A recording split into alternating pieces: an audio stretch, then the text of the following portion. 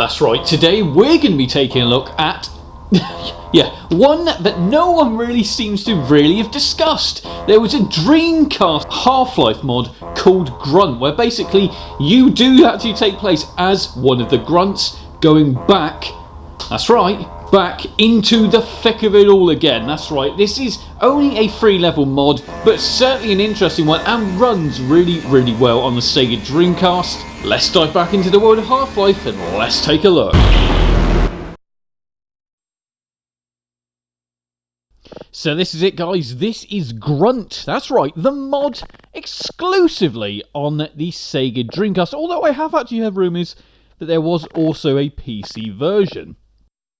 But if that is the case, I can't say I found it. But anyway, as you can see, this is Grunt on the Sega Dreamcast. That's right, we don't see many Half-Life mods come over to the Dreamcast, although there are actually a few, and I will be showing all of them as I get them. But here we go, let's load up Grunt. That's right, so it does give you 3 different episodes: Grunt, Mine, and Bloodshot Beta. I'll get through all of these, but let's start off with Grunt.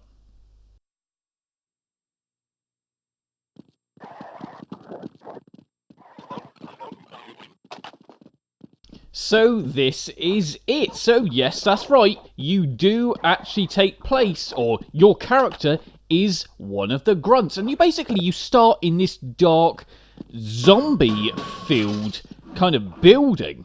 And to be fair, at first I literally didn't have a clue what I was doing. There's boxes everywhere, there was a grenade, you get a knife, but I was like, where the hell do I go now? Until obviously I realised, yeah, that's right, just knock open the door. So basically the idea of Grunt is to kind of work your way through a kind of cityscape, obviously avoiding all of the different aliens, creatures, etc. that are out there. That's right, and there is a hell of a lot of them.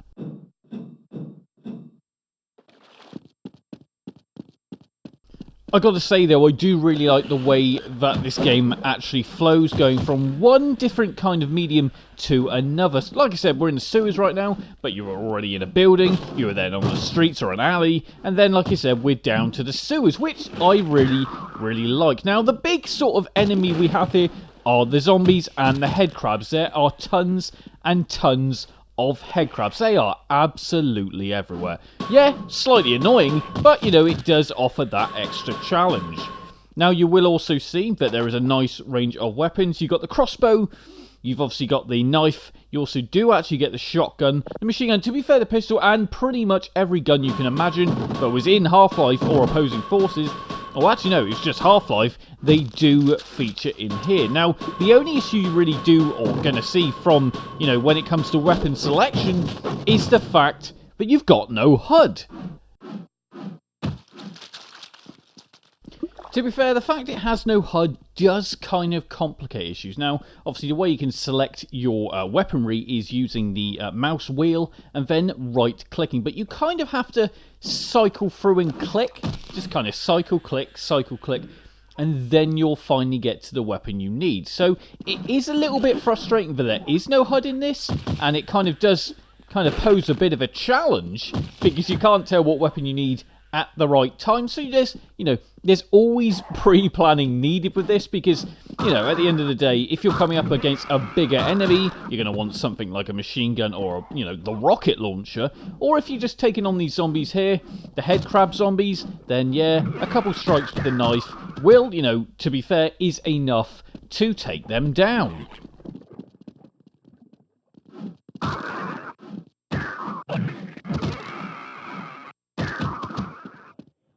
Now, talking controls, to be fair, the controls are really, really, they're actually quite responsive. Yeah, keyboard and mouse, as you'd expect to play Half-Life, is the best way to play it, yeah.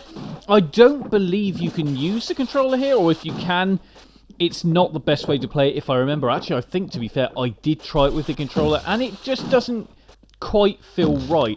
The natural feel of Half-Life is to use, that's right, a keyboard and mouse. Obviously, make sure to kind of turn that sensitivity up a little, because if you don't, you're going to find your aiming just a little bit off. It's not as responsive as you need it, and it just won't, yeah, that's right, it just won't kind of flow properly. In a game like this, you need to be moving from one enemy to another pretty damn quickly, and if you're not doing that, then it just doesn't flow.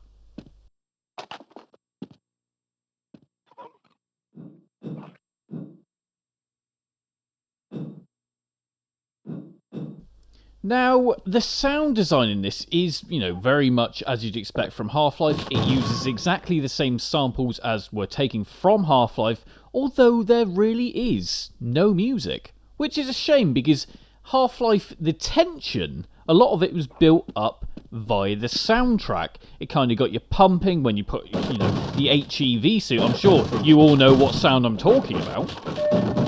Welcome to the HEV Mark IV protective system for use in hazardous environment conditions. High impact reactive armor activated. Yes, that's right, that one. So basically, at this point of the game, you got obviously your crossbow, and obviously you are about to actually get the rocket launcher. But I didn't actually realise this was pretty much where this level comes to a head. Basically, the giant crab, yeah, that's right, you take him out literally, this is no joke, you take him out with one shot. That's right, one shot takes him down, and then that was pretty much it for Grunt. At this point, I was kind of just looking around. There was a couple more, the head crab zombies. I took a few of them out. I then saw essentially an arsenal of firearms behind him. And I was like, okay, this is obviously going to be, heating up at this point. And no, that's right, the game pretty much ends here. Now, I'm not sure if this is actually a bug, or if this is just basically because this isn't a completed mod. I'm not entirely sure. But as you're going to see very shortly, I did find the rocket launcher. I then started kind of trying to use ladders, etc. to kind of, try and get over the, hurdles here, aka the gates, etc. Even fired grenades and rockets, and nothing changed. Anyway, let's get on to the next map.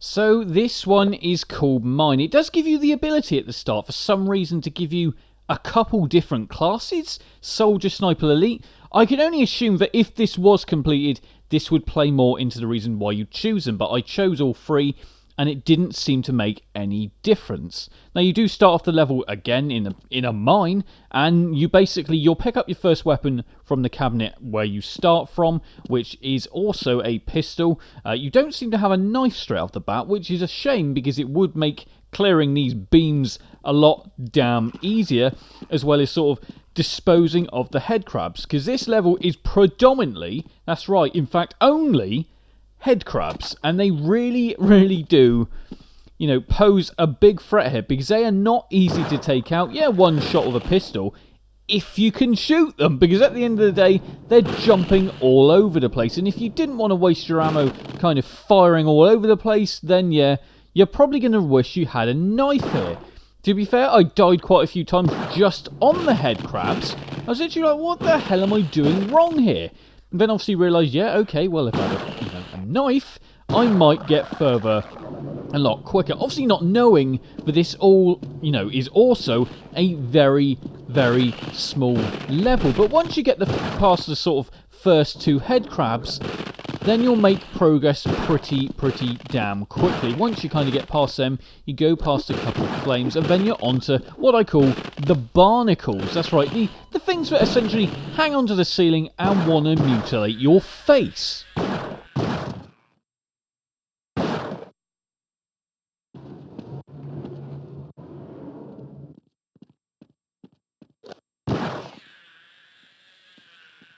So that's it. As you come up to the barnacles, you then, you can literally kind of sliver your way around, but there are tons of head crabs here. And as you're about to see, also what I call the giant crab waiting for you. Now, the problem is, I forgot, or I actually didn't, kill him.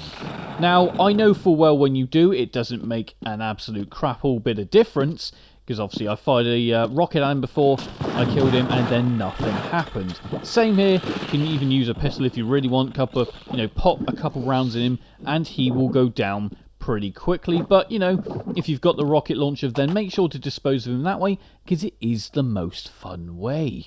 But, this is literally it for mine. This, again, I could only assume that this was all, a big beta experiment, because you cannot deny this looks really, really cool and had a lot going for it. Now, as far as I know, this is the only version out there. I don't know. I've checked, and this was actually called Grunt Final, aka the final release of the beta. So if this really is the beta, or the final version, then it really is a tiny game, because once you finish each level, you then have to exit, go back to the main level, or the main screen, I should say, and then choose your level. Now, there are only 2 levels to Grunt, aka Grunt and Mine. And then there's also an interesting little demo. Let's give that a go.